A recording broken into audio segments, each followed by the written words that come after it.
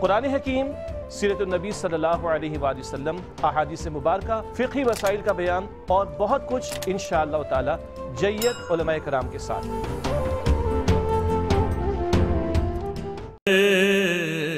بسم اللہ الرحمن الرحیم، الحمدللہ فی الارض والسماء والصلاة والسلام علی اکرم الکرماء وعلی آلہ وصحبہ والائمۃ والعلماء، اما بعد۔ معزز ناظرین و سامعین، درس قرآن لے کر آپ کی خدمت میں حاضر ہیں۔ آج ہم گفتگو کریں گے سورہ آل عمران کی آیت نمبر 159 پر۔ اس آیات کے مضامین اور مفاہیم پہ تھوڑی سی روشنی ڈالیں گے، اور اسی ذیل میں سیدنا صدیق اکبر رضی اللہ تعالی عنہ کا تذکرہ بھی ہوگا، ان کا ذکر جمیل بھی کریں گے۔ اس آیت کے اندر ان سے جو مناسبت پائی جاتی ہے آیت کے معنی اور مفہوم کے اندر، اس کا بھی انشاءاللہ ذکر کریں گے۔ تو سب سے پہلے میں اس آیت کریمہ کی تلاوت کرتا ہوں، اس کا شرف حاصل کرتا ہوں، اس کے بعد اس کے معانی اور مفاہیم کی طرف آتا ہوں۔ تو اللہ تبارک و تعالیٰ قرآن مجید فرقان حمید برہان رشید میں ارشاد فرماتا ہے، بسم اللہ الرحمن الرحیم، فَبِمَا رَحْمَةٍ مِّنَ اللَّهِ لِنْتَ لَهُمْ وَلَوْ كُنْتَ فَظًّا غَلِيظَ الْقَلْبِ لَانفَضُّوا مِنْ حَوْلِكَ فاعف عنہم واستغفر لہم وشاورہم فی الامر فاذا عزمت فتوکل علی اللہ ان اللہ یحب المتوکلین۔ اس آیت کے اندر اللہ تبارک و تعالیٰ یہ ارشاد فرما رہا ہے اپنے پیارے محبوب علیہ السلام سے خطاب کرتے ہوئے کہ پیارے، اللہ کی رحمت کے سبب تم نرم ہوئے ان لوگوں کے لیے، مسلمانوں کے لیے، انسانوں کے لیے۔ وَلَوْ كُنْتَ فَظًّا غَلِيظَ الْقَلْبِ، اگر تم تند خو ہوتے، سخت مزاج ہوتے، لَانْفَضُّوا مِنْ حَوْلِكَ، یہ ضرور تمہارے پاس سے منتشر ہو جاتے، چھٹ جاتے، ڈسپرس ہو جاتے۔ فَاعْفُ عَنْهُمْ، تو ان کو معاف فرماؤ، وَاسْتَغْفِرْ لَهُمْ، اور ان کے لیے اللہ کی بارگاہ میں مغفرت کی دعا مانگو، استغفار کرو۔ وَشَاوِرْهُمْ فِي الْأَمْرِ، اور امر میں، معاملات کے اندر ان سے مشورہ کرو۔ فَإِذَا عَزَمْتَ، اور جب تم پختہ ارادہ کر لو، پکا ارادہ کر لو، عزم کر لو، فَتَوَكَّلْ عَلَى اللَّهِ، تو اللہ پر توکل کرو، اللہ ہی پر بھروسہ کرو۔ ان اللہ یحب المتوکلین، بے شک اللہ پسند فرماتا ہے توکل کرنے والوں کو۔ اب آپ دیکھیں کہ اس آیت کے اندر جو مرکزی مضامین ہیں، ان میں سے ایک تو اللہ تبارک و تعالیٰ کی رحمت کا بیان ہے، دوسرا حضور جان عالم صلی اللہ تعالی علیہ وآلہ وسلم کی رحمت کا بیان ہے، حضور کے اخلاق کریمہ کا بیان ہے، حضور کی شفقت کا بیان ہے، نرمی کا بیان ہے، پھر حضور جان عالم علیہ السلام کی جو مسلمانوں کے ساتھ محبت ہے اور ان کے لیے جو خیر خواہی کا جذبہ ہے، اس کا تذکرہ ہے، اس کی طرف اشارہ موجود ہے، پھر دعائے مغفرت کی طرف، استغفار کی طرف اشارہ موجود ہے،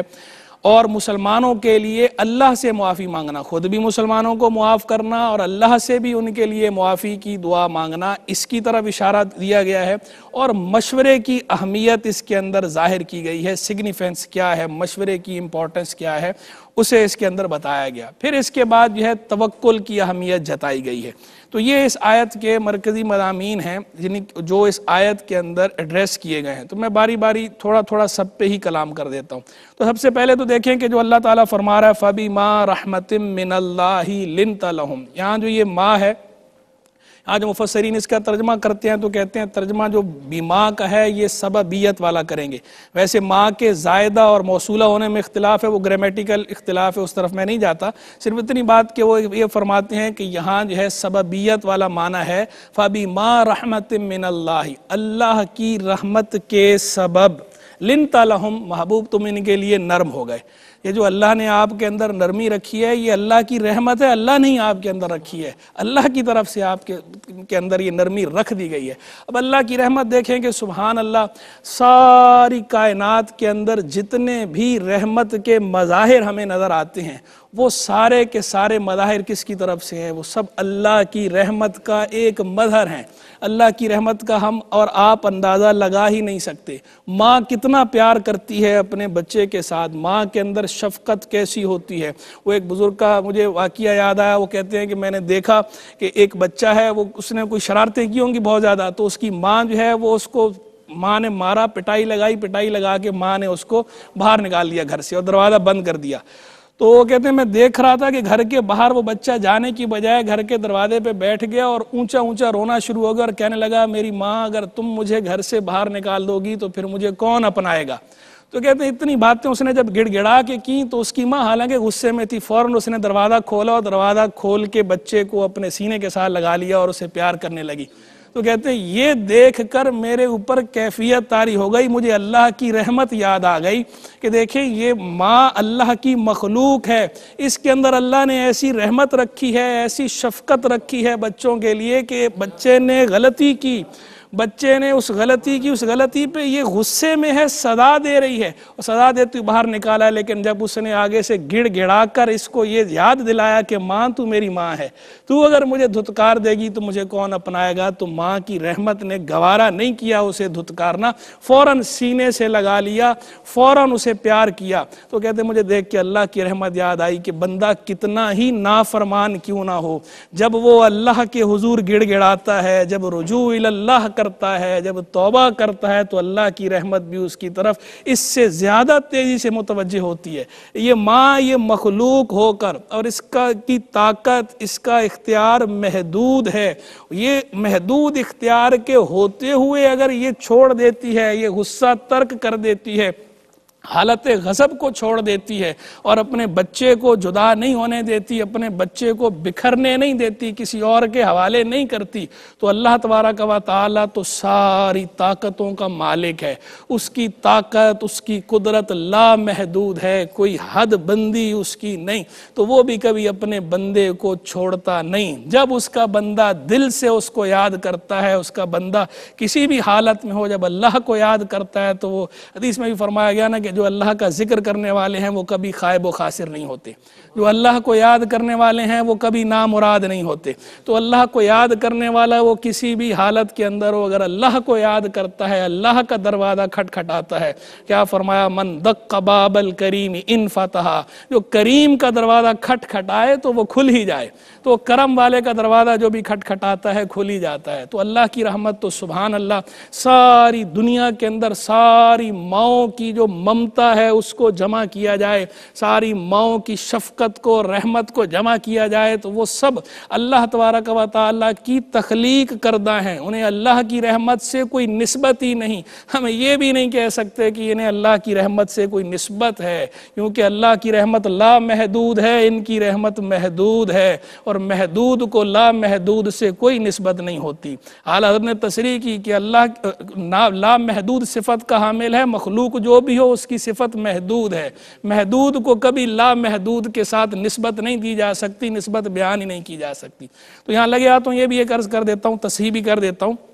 کہ بہت زیادہ مشہور ہے کہ اللہ تبارک و تعالیٰ 70 ماؤں سے زیادہ پیار کرتا ہے. تو یہ بات ویسے تو ٹھیک ہے، مبالغتاً کہی جاتی ہے، کثرت کے طور پر ہے کہ جیسے 70 ماؤں کی ممتا ہو، اس سے بھی زیادہ جو ہے وہ اللہ کی رحمت ہے، اللہ کا بندوں سے پیار ہے. بے شک ایسا ہی ہے، سب سے بڑھ کر ہے، 70 کیا 70,000 ہوں، ساری دنیا کی ماؤں کا پیار جمع ہو جائے. ایک مبالغتاً ہے، اشارہ کرنے کے لیے 70 کا عدد مخصوص نہیں ہے، لیکن اس بات کو حدیث کہہ کے بیان نہیں کرنا چاہیے. بعض لوگ جو اس کو حدیث کہہ کے بیان کرتے ہیں تو بطور حدیث یہ ثابت نہیں ہے. سرکار علیہ السلام کی طرف نسبت کرنے کے لیے کافی احتیاط درکار ہوتی ہے. کسی بات کا فی نفس ہی ٹھیک ہونا اور ہوتا ہے، اور اس کا جناب رسالت مآب علیہ السلام کا فرمان ہونا الگ بات ہوتی ہے. تو سرکار کی طرف نسبت اسی وقت کر سکتے ہیں جبکہ وہ ثابت ہو، تواتر کے ساتھ ثابت ہو، یا صحت کے ساتھ ثابت ہو، یا حسن کے ساتھ ثابت ہو، یا اگر ضعیف بھی ہے فضائل میں چلتی ہے تو وہ بھی بہرحال اس کا کوئی نہ کوئی ثبوت کسی نہ کسی سطح پر، کسی نہ کسی درجے پر ہوتا ہے.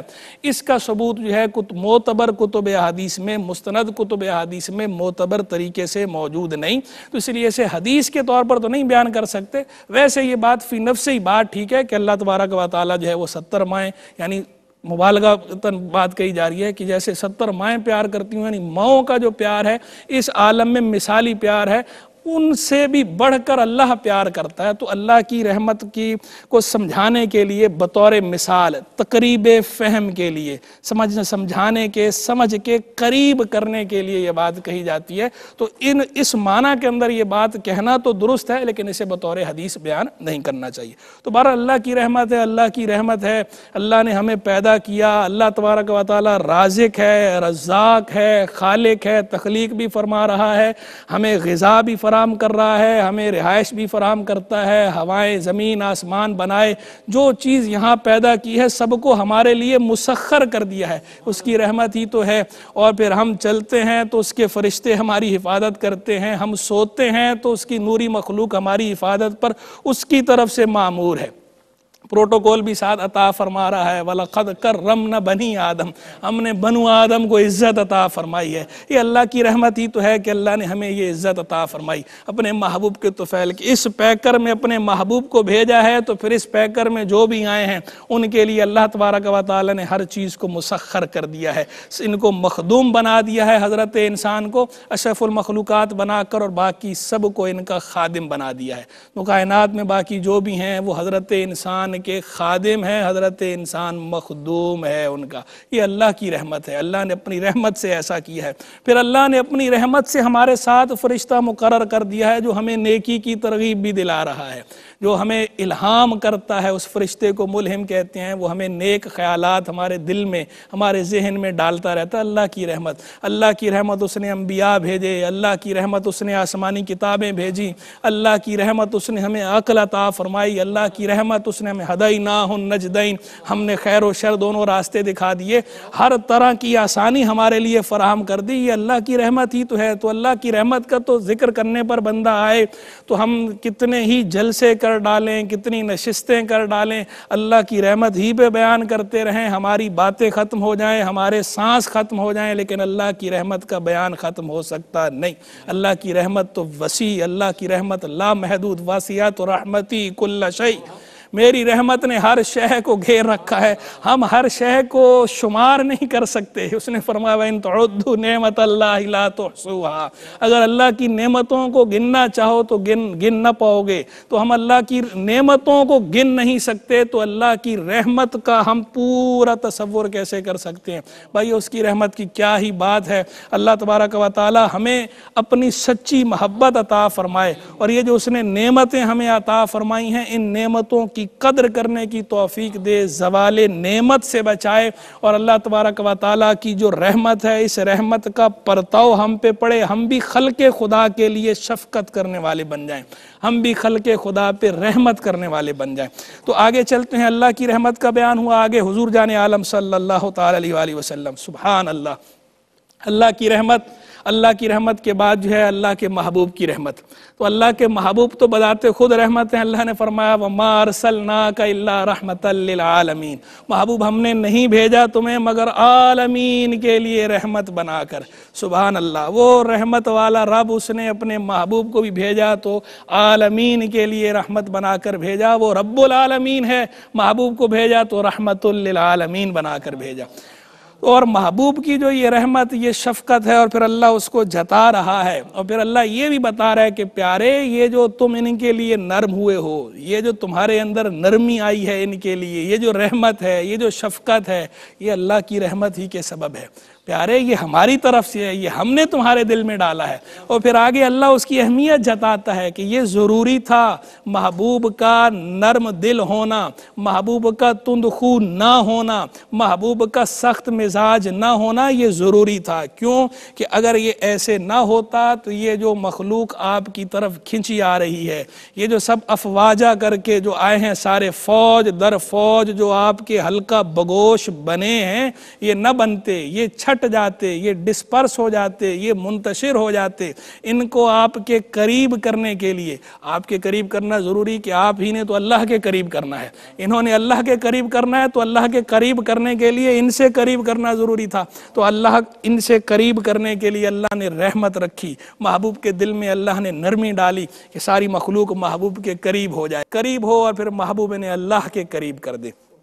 تو اللہ تبارک و تعالیٰ اسے احسان کے طور پر جتا رہا ہے۔ اور یہ دیکھیں مرجع خلائق اللہ کے محبوب بنے ہیں، جب سے اس عالم میں تشریف لائے ہیں، اس عالم سے رخصت ہو گئے ظاہری طور پر، تب بھی مخلوق کے دل ان کی طرف کھنچے ہوئے ہیں۔ آج بھی مخلوق ان کے در پہ حاضری دینے کو اپنے لیے سعادت سمجھتی ہے۔ جسے یقین نہ آئے آج بھی مدینہ منورہ جا کے دیکھ لے کہ ہر وقت جو ہے وہ شاک کی غلاموں کی بھیڑ لگی ہے۔ محبوب کا مدینہ جو ہے ہر وقت جو ہے وہ پر رونق ہے، ہر وقت با رونق ہے۔ کوئی وقت ایسا نہیں آپ 24 گھنٹے کسی ٹائم چلے جائیں، جس وقت جا کے دیکھیں محبوب کے دربار کے اندر رونق لگی ہوئی ہے، عشاق کی بھیڑ ہے، غلاموں کی بھیڑ ہے۔ یہ وہ رحمت جو اللہ نے رحمت بنا کے بھیجا، اس رحمت کا مظہر آپ دیکھیں کہ محبوب اللہ کے محبوب کی رحمت ایسی، مخلوق پہ شفقت ایسی، اس شفقت کی وجہ سے آج تک صدیاں گزر گئی ہیں، مخلوق ان کی طرف کھینچی چلی جا رہی ہے، کھینچی چلی جا رہی ہے۔ اور آستانے کے علاوہ یہ تو محبوب کا آستانہ تو سبحان اللہ، محبوب کا دربار سبحان اللہ، محبوب کے ذکر کی بات کریں،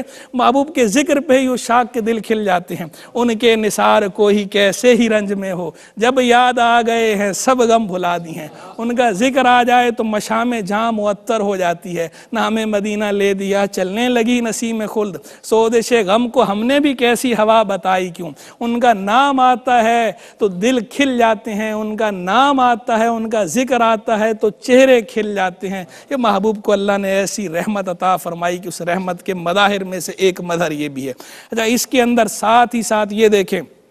کہ محبوب کو تو رحمت دی، ساتھ ہمارے لیے بھی پیغام ہے، ہمارے لیے بھی میسج ہے کہ تم نے بھی اگر کوئی کام کرنا ہے اس دنیا کے اندر تو تم بھی تند خو نہ بننا، تم بھی سخت مزاج نہ بننا۔ جب اللہ نے اپنے محبوب کو، اللہ نے اپنے نبی کو جو سید المرسلین ہیں، جو اللہ کی طرف سے ہادی بن کر تشریف لائے ہیں، جو یہ پیغام لے کر آئے ہیں، جب اللہ نے ان کو نرمی عطا فرمائی ہے اور ان کو نرمی کا حکم دیا ہے تو تم نے بھی نرمی سے کام لینا ہے۔ تو ہم سب نے بھی نرمی سے کام لینا ہے، لوگوں کے ساتھ نرم ہو جائیں۔ تند خو ہونا اچھی بات نہیں، سخت مزاج ہونا اچھی بات نہیں، ہمارے مزاج کے اندر لینت ہونی چاہیے، رفق ہونا چاہیے۔ اللہ کے محبوب نے فرمایا ان اللہ رفیق یحب الرفق، بے شک اللہ رفیق ہے، نرمی والا ہے۔ یحب الرفق، نرمی کو پسند فرماتا ہے۔ دوسرے موقع پہ فرمایا کہ نرمی جس چیز میں ہوتی ہے اسے زینت دیتی ہے، اور جس چیز سے نکال لی جاتی ہے اس چیز کو خراب کر دیتی ہے۔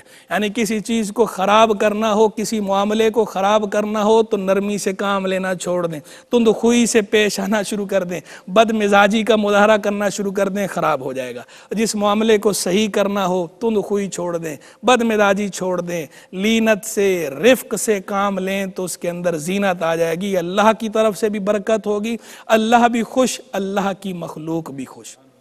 تو نرمی کا مظاہرہ کرنا چاہیے۔ باقی یہ بات اپنی جگہ ٹھیک ہے کہ جہاں حدود اللہ کی پامالی کا معاملہ ہو تو وہاں حدود اللہ کی پامالی کے دوران اس وقت غضب کا مظاہرہ کرنا بوقت ضرورت، بقدر ضرورت، یہ اپنی جگہ بہرحال درست ہے، اس کے بارے میں ہم کلام نہیں کر رہے، ہم گفتگو کر رہے ہیں عام حالات کی، عام روٹین کی، جنرل روٹین میں ہمیں کیسا ہونا چاہیے۔ اور اس وقت بھی حدود اللہ کی پامالی کے وقت بھی جو بوقت ضرورت بقدر ضرورت غضب ہے، اس کے اندر بھی ہم نے بھی حدود اللہ کو پیش نظر رکھنا ہے کہ اس کی بھی حدود و قیود ہیں۔ یہ نہیں کہ حدود و قیود ہمارے لیے نہیں ہیں، مبلغ ہو، دائی ہو، عالم ہو، عامی ہو، باپ ہو، افسر ہو، استاد ہو، مرشد ہو، یعنی جو بھی وہ بندہ کہ جس کے نیچے ماتحت ہیں، جس طرح ماتحتوں کے لیے حدود و قیود ہیں تو ایسے ہی جو افسران بالا ہیں ان کے لیے بھی حدود و قیود ہیں۔ تو ہر کسی نے اپنی حدود و قیود کو بہرحال ملوز رکھنا ہے۔ آگے اللہ کے محبوب کو اللہ نے فرمایا محبوب ان کے لیے معافی مانگی۔ اب دیکھیں اللہ تبارک و تعالیٰ خود ترغیب دے رہا ہے، اللہ خود بھی جو ہے وہ معاف فرما سکتا ہے اور قادر ہے، لیکن اللہ کیسی رحمت فرماتا ہے اپنے محبوب سے، پیار کیسا فرماتا ہے، محبوب سے فرماتا ہے محبوب تم بھی ان کو معاف کرو اور ہم سے بھی ان کی معافی کی دعا کرو، استغفار کرو۔ پھر آگے اللہ تعالیٰ فرماتا ہے وَشَاوِرْهُمْ فِي الْأَمْرِ، اور معاملات میں ان سے محبوب مشورہ کرو۔ اب یہ دیکھیے یہ بات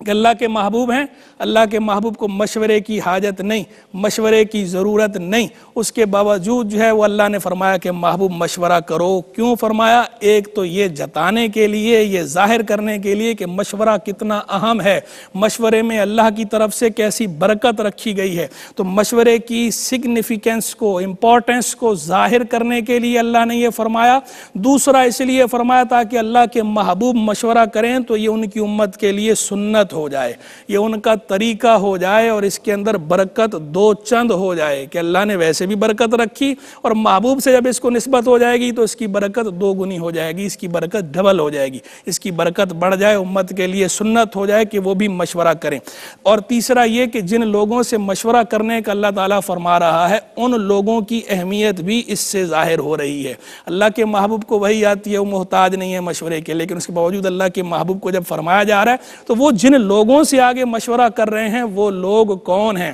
تو یہاں آ کر مفسرین فرماتے ہیں کہ یہ آیت یہ نازل ہوئی ہے سیدنا صدیق اکبر رضی اللہ تعالیٰ عنہ اور سیدنا فاروق اعظم رضی اللہ تعالیٰ عنہ کے لیے۔ اس کا جب سبب نزول بیان کرتے ہیں تو کہتے ہیں جو فرمایا نا ان سے امور میں مشورہ کرو، تو فرمایا جا رہا ہے صدیق و عمر سے مشورہ کرو۔ تو یہ حضرت ابوبکر صدیق کی عظمت بھی یہاں سے ظاہر ہوتی ہے کہ اللہ کے محبوب کو حکم بھی ہے، اور اللہ کے محبوب حضرت ابوبکر صدیق رضی اللہ تعالیٰ عنہ سے مشورہ بھی کرتے ہیں۔ اور اگر آپ کتب حدیث کو اٹھائیں، کتب سیرت کو اٹھائیں، تو آپ کو جو دربار رسالت کا نقشہ نظر آتا ہے، جو حضور جان عالم علیہ السلام کی مجلس کا نقشہ نظر آتا ہے، کیا نورانی نقشہ ہے کہ اللہ کے محبوب کی جو محفل ہے، جب راوی اس کو بیان کرتے ہیں تو راویان حدیث کہتے ہیں کہ صحابہ بیٹھتے تھے حلقہ باندھ کر، اور مجلس اقدس مثل کنگن آراستہ ہوتی تھی، یعنی جیسے کنگن ہوتا ہے تو ایسے ہی جو ہے وہ حلقہ یوں باندھتے تھے کنگن کی طرح۔ اور سب سے قریب سرکار علیہ السلام کے کون بیٹھتا تھا؟ سیدنا صدیق اکبر رضی اللہ عنہ۔ اور اگر کبھی سیدنا صدیق اکبر حاضر نہ ہوتے تو کوئی بھی بندہ آنے والا ان کی جگہ پہ نہیں بیٹھتا تھا، یہاں تک کہ وہ جب آتے تھے وہ خود ہی اس جگہ پر آ کر بیٹھتے تھے۔ کیا پیاری بات کہ نہ تو کوئی بندہ وہاں آ کر بیٹھے اور نہ ہی سرکار علیہ السلام کسی سے فرماتے تھے کہ تم بیٹھ جاؤ، یعنی گویا یہ انڈرسٹوڈ تھا، مسلمانوں کے عرف میں یہ انڈرسٹوڈ تھا کہ صدیق کی جگہ صدیق ہی کی جگہ ہے، ابوبکر کی جگہ پہ بیٹھنے والا کوئی نہیں ہے، ابوبکر کی جگہ ابوبکر ہی کی جگہ ہے۔ تو یہ سرکار علیہ السلام کی طرف سے بھی اور صحابہ کی طرف سے بھی، اہل بیت کی طرف سے بھی، سب کی طرف سے یہ چیز انڈرسٹوڈ تھی، کبھی اس بات پہ کوئی نزاع نہیں ہوا، کبھی کسی نے خواہش ظاہر نہیں کی۔ ایک ہوتا ہے نا بندہ خواہش ظاہر کرتا ہے کہ چلیں ہم آ کے یہاں بیٹھ جائیں، کبھی کسی نے خواہش بھی ظاہر نہیں کی، تو نہ کسی نے خواہش ظاہر کی بیٹھنے کی، نہ کسی نے ہمت کی بیٹھنے کی، اور نہ ہی سرکار علیہ السلام نے کسی کو وہاں بٹھایا۔ تو یہ سرکار کے دربار میں صدیق اکبر کی مقبولیت کا عالم ہے، یہ صدیق کی جگہ ہے کہ صدیق جو ہے حضور جان عالم علیہ السلام کے ہمیشہ ساتھ ایسے رہے کہ سفر میں بھی حضور کے ساتھ ہیں، حضر میں بھی حضور کے ساتھ ہیں، غار میں بھی حضور کے ساتھ ہیں، اور مزار میں بھی حضور کے ساتھ، اور جب اٹھیں گے تو بھی جو حضور نے فرمایا تھا کہ صدیق اکبر کا ہاتھ پکڑا اور فاروق کا ہاتھ پکڑا تو فرمایا تھا نا ہاکذا نبعث یوم القیامہ، قیامت کے دن ہم یوں اٹھائے جائیں گے۔ تو میدان محشر میں بھی صدیق جو ہے وہ حضور کے ساتھ ہیں، حضور کے قدموں میں ہے، ایسے حضور کے قدم پکڑے ہیں، جب سے پکڑے ہیں چھوڑے ہی نہیں ہیں۔ یہ صدیق اکبر کی عظمت ہے، یہ صدیق اکبر کی اہمیت ہے، یہ صدیق اکبر کی فضیلت ہے، یہ صدیق اکبر کی منقبت ہے۔ ناظرین یہاں پر وقت ہوا ایک مختصر سے بریک کا، امید ہے آپ ہمارے ساتھ رہیں۔ ناظرین ویلکم بیک۔ تو میں گزارش کر رہا تھا کہ وہاں پر راویان حدیث جب ذکر کرتے ہیں تو باقاعدہ اس چیز کو جو ہے وہ راویان حدیث نہیں، ایک صحابی کی روایت ہے جس کو اعلیٰ حضرت نے بھی بیان کیا اور بھی کئی بزرگوں نے ذکر کیا کہ وہ بیان کرتے تھے کہ مجلس اقدس میں جب بھی ذکر ہوتا تھا کسی کا تو نام لیا جاتا تھا سوا صدیق اکبر کے، کہ لوگ ذکر کرتے تھے عمر نے کہا، لوگ کہتے تھے عثمان نے کہا، لوگ کہتے تھے علی نے کہا، لوگ کہتے تھے ابو ہریرہ نے کہا، یعنی نام اس طرح لیے جاتے تھے۔ لیکن سیدنا صدیق اکبر کا جب بھی ذکر ہوتا تھا یا لقب سے ذکر ہوتا تھا یا کنیت سے ذکر ہوتا تھا ان کا نام نہیں لیا جاتا تھا، یا صدیق کہہ کے تذکرہ ہوتا تھا یا ابو بکر کہہ کے تذکرہ ہوتا تھا، کبھی ان کا نام لے کے ذکر نہیں کیا جاتا تھا۔ تو یہ جو کنیت کے ساتھ ذکر کرنا، لقب کے ساتھ ذکر کرنا، یہ بھی سیدنا صدیق اکبر کی فضیلت ہے۔ ویسے بھی اہل عرب جب کسی کو تعظیم دیتے ہیں تو تعظیم کے اندر ان کا یہ رواج تھا کہ تعظیماً نام کی بجائے کنیت ذکر کرتے تھے. تو یہاں بھی صدیق اکبر کا دیکھیں نام نہیں لیتے تھے, صدیق اکبر کی کنیت ذکر کرتے تھے یا لقب لیتے تھے. کنیت سے بھی یاد ہے ابو بکر جو ان کو کہا جاتا ہے, تو یہ ابو بکر کا معنی کیا ہوتا ہے؟ بکر جو ہے ویسے جوان, بہت سارے معنی ان میں سے ایک معنی یہ ہے جوان اونٹ. تو ایک بات یہ کہی جاتی ہے کہ آپ اونٹوں کی کثرت تھی آپ کے پاس, مالدار تھے, اونٹ تھے اور اونٹوں کی جو دیکھ بھال ہے, پرداخت ہے, اس کا اہتمام کرتے تھے, تو اس وجہ سے آپ کی کنیت ابو بکر پڑی. اور ایک دوسرا قول یہ ہے کہ ویسے جو ہے بکر جو ہے وہ ہر چیز میں جو پہلا ہے, جوان اونٹ کو بھی اسی لیے جو ہے بکر کہا جاتا ہے جوان, یعنی سبقت کی طرف اشارہ ہے. تو کہتے ہیں ان کو ابو بکر اسی لیے کہا کہ ہر چیز میں ان کو سبقت حاصل ہوئی, اسلام کے اندر ان کو سبقت حاصل ہوئی, ہجرت کے اندر ان کو سبقت حاصل ہوئی, خلافت میں ان کو سبقت حاصل ہوئی, سرکار علیہ السلام کی صحبت و رفاقت کے معاملے میں ان کو سبقت حاصل ہوئی, ولایت ذاتیہ جو ہے اس میں ان کو سبقت حاصل ہوئی.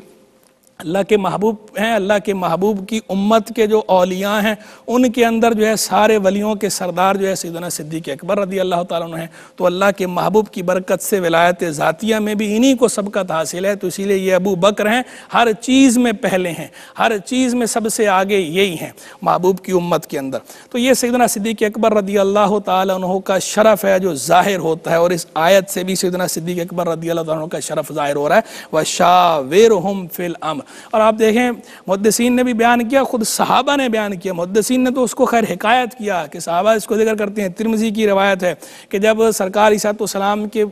تشریف لایا کرتے تھے مہاجرین اور انصار کی طرف, تو کوئی سرکار علیہ السلام کی طرف نظر بھر کے دیکھتا نہیں تھا, یہاں تک کہ صدیق و عمر آتے تو سیدنا صدیق اکبر اور سیدنا فاروق اعظم یہ جب آتے تو یہ سرکار علیہ السلام کی طرف دیکھتے, سرکار ان کی طرف دیکھتے, یہ سرکار علیہ السلام کو دیکھ کے مسکراتے, سرکار علیہ السلام ان کو دیکھ کے مسکراتے. اور سرکار جب ذکر کرتے تو پھر جب یہ آ جاتے تو اس کے بعد حضور جب مخاطب فرمایا کرتے تھے تو ان کی طرف توجہ پہلے فرماتے تھے, پھر دوسروں کی طرف توجہ کرتے تھے, انہی کی طرف جو ہے مخاطبہ اپنا انہی کی طرف رکھتے تھے, ان کو مین مخاطب بنا کر اپنی گفتگو فرمایا کرتے تھے. تو یہ ان کے دربار میں سیدنا صدیق اکبر رضی اللہ تعالی عنہ کی افضلیت کا بھی بیان ہے, ان کی مرکزیت کا بھی بیان ہے, اور اس طرف بھی بتایا جا رہا ہے, پیغام ہے کہ صدیق ہے. محبوب نے صدیق کی صداقت پر مہر تصدیق ثبت فرمائی ہے, اور یہ اسی وجہ سے ان کا احترام امت کے دلوں میں ایسا ہے کہ صدیاں گزر گئیں, آج تک سیدنا صدیق اکبر کا نام لے کر ہم اور آپ بیٹھ کر خراج تحسین پیش کرتے ہیں. صدیاں گزر گئی ہیں, ہم انہیں ٹریبیوٹ پہ آج بھی ہم نے یہ جو محفل سجائی ہے, جو درس قرآن ہو رہا ہے, یہ سیدنا صدیق اکبر رضی اللہ تعالیٰ عنہ کے ایصال ثواب کے لیے ہو رہا ہے. ویسے تو قرآن کا درس مقصود ہے اور آیت کے اندر ان کا ذکر بھی ہے, ان کی طرف بھی اشارہ ہے, تو ان کے ذکر کی برکت بھی شامل کر رہے ہیں, اور اس کا ایصال ثواب سیدنا صدیق اکبر رضی اللہ تعالیٰ عنہ کو ہم کر رہے ہیں. یہ حضور علیہ السلام کے ساتھ ان کا تعلق, حضور کے ساتھ ان کی محبت. پھر آگے اللہ تبارک و تعالیٰ نے یہ بات ارشاد فرمائی, فَإِذَا عَزَمْتَ فَتَوَكَّلْ عَلَى اللَّهِ. اچھا, یہاں مشورے سے بھی, اس آیت اگلے حصے سے پہلے تھوڑا سا مشورے کے بارے میں بھی عرض کر دیتا ہوں کہ جب سرکار علیہ السلام کو مشورے کا حکم دیا گیا ہے تو ہم اور آپ تو زیادہ مستحق ہیں اس بات کے کہ ہم بھی مشورہ کریں. جب یہ حضور کی سنت ہے, مشورے کے اندر برکت رکھی گئی ہے, اور خود باقاعدہ حدیث کے اندر فرمایا بھی گیا ہے کہ جو مشورہ کرتا ہے وہ کبھی شرمندہ نہیں ہوتا. اللہ نے مشورے میں برکت رکھ دی ہے. تو جب بھی کوئی اہم فیصلہ کرنا ہو, اہم معاملہ ہو, تو جو ذی رائے لوگ ہیں, اصحاب الرائے ہیں, صاحب الرائے اور صاحب الرائے. صاحب الرائے کا مطلب ہے جو رائے دینے کی اہلیت رکھتا ہو, اور صاحب الرائے حمزہ کے ساتھ اس کا مطلب ہے جو درست رائے والا ہو. تو جو واقعی اہل ہو اس بات کا, چیزوں کی سوجھ بوجھ رکھتا ہو, تو اس سے مشورہ کر لینا چاہیے. اس سے مشورہ کرنے میں برکت ہوتی ہے, اور چونکہ وہ تجربہ کار ہوتا ہے, کسی تجربہ کار کے تجربے سے فائدہ اٹھانا خود نت نئے تجربے کرنے سے بہتر ہوتا ہے. تو مشوروں کے اندر یہ برکت ہے, اور جب اللہ کے محبوب کو یہ حکم دیا گیا مشورہ کرنے کا, تو اور کوئی کتنے ہی بڑے درجے کا کیوں نہ ہو جائے, وہ اپنے آپ کو اپنے تئیں, اپنے زوم میں عقل کل ہی کیوں نہ سمجھتا ہو, مشورے سے بے نیاز نہیں ہو سکتا. اس مشورے سے بے نیاز کوئی نہیں، یہ مشورہ اللہ کے محبوب کی سنت اور اللہ کے محبوب کو حکم دے کے کروایا جا رہا ہے۔ تو گویا ہمیں یہ میسج دیا جا رہا ہے کہ جب اہم امور ہوں تو ان کے اندر مشورہ کرو، چاہے وہ معاملہ ہمارے گھر کا ہو، چاہے وہ معاملہ ہمارے بازار کا ہو، چاہے وہ معاملہ ہماری درسگاہ کا ہو، چاہے وہ معاملہ ہماری خانقاہ کا ہو، چاہے وہ معاملہ ہمارے ملک و ملت کا ہو۔ تو جو جس جگہ سے تعلق رکھتے ہیں ان متعلقین سے، ان میں خیر خواہوں سے، سمجھدار لوگوں سے،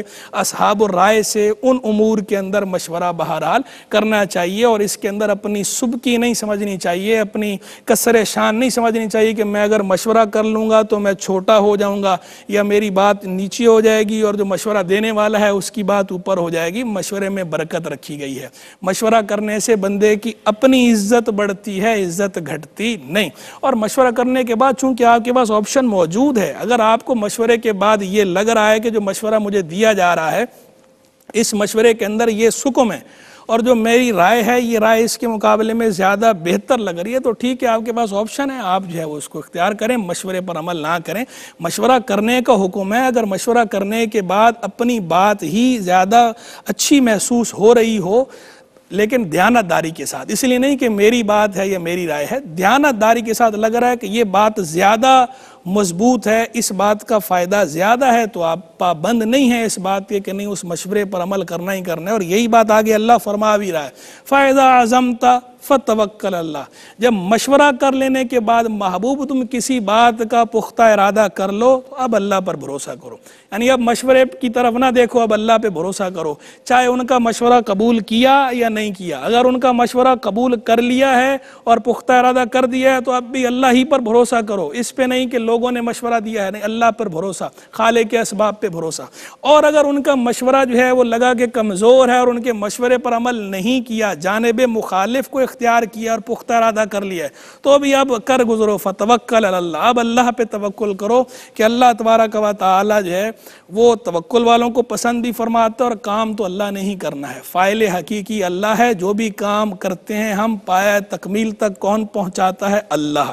نتیجہ کون دیتا ہے؟ اللہ، السعی منی والاتمام من اللہ، کوشش میری طرف سے، جو بھی بندہ ہے کوشش میری طرف سے، اس کو پایہ تکمیل تک پہنچانا اللہ کی طرف سے، وہ رب کی طرف سے ہے۔ تو جب پختہ ارادہ کر لو، دل میں سوچ لیا، تو بس اب تذبذب کا شکار نہ ہو، اب ڈاواں ڈول نہ ہو کہ کروں کہ نہ کروں، اب اف اینڈ بٹ نہیں، اب جب پختہ ارادہ کر لیا تو ٹھیک ہے، کر لیا تو بس اب جو اللہ کے ساتھ ہک اپ ہو جاؤ، اب کر لیا پختہ ارادہ، فتوکل علی اللہ، تو اب اللہ پر توکل کرو، ان اللہ یحب المتوکلین، بے شک اللہ پسند کرتا ہے توکل کرنے والوں کو۔ تو یہاں یہ بھی بتا دوں کہ توکل کی بات آئی،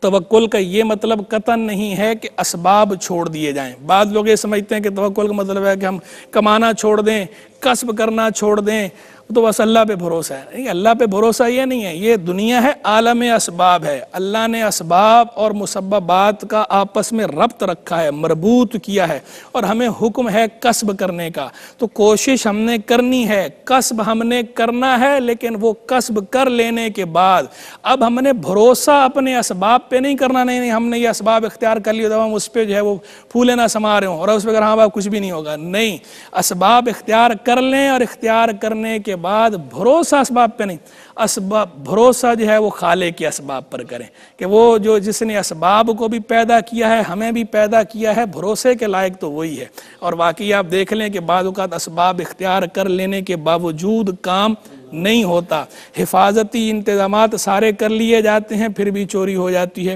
بعض اوقات بندہ پورے سارے معاملات کر لیتا ہے پھر بھی ایکسیڈنٹ ہو ہی جاتا ہے، سارے معاملات کر لیے پھر بھی کوئی نہ کوئی مصیبت آ ہی گئی۔ تو اسباب اختیار کرنے ہیں لیکن بھروسہ اسباب پہ نہیں کرنا، دل کا جو بھروسہ ہے، دل کا جو تعلق ہے وہ اسباب سے نہیں ہونا چاہیے، اسباب کے ساتھ تعلق ظاہر کا ہے، دل کا تعلق جو ہے وہ خالق کے اسباب کے ساتھ ہے۔ تو بھروسہ فقط اللہ ہی پر کرنا ہے، اللہ پر بھروسہ کر کے اسباب اختیار کریں۔ وہ سرکاری صاحب ہم سے پوچھا تھا نا ایک صحابی نے کہ اونٹنی باندھوں یا اللہ پہ توکل کروں، چھوڑ دوں ایسے، تو حضور نے کیا فرمایا تھا؟ باندھو، باندھو اور اللہ پر بھروسہ کرو، قید و توکل، باندھو اور اللہ پہ توکل کرو، گویا بتا دیا سبب اختیار کرو، لیکن جو دل کا بھروسہ ہے، جو دل کا تعلق ہے وہ سبب پہ نہیں، لیکن سبب بھی اختیار کرنا ہے۔ دل کا بھروسہ، دل کا تعلق، دل کا تکیہ وہ خالق کے اسباب پر ہو، تو جب بندہ یہ توکل کر لیتا ہے، یعنی اپنی طرف سے اسباب اختیار کر کے بھروسہ اسباب پہ نہیں کرتا، اللہ پہ کرتا ہے، تو پھر اللہ اس کے کاموں میں برکت دیتا ہے، پھر اللہ اس کے سارے کام سنوار دیتا ہے۔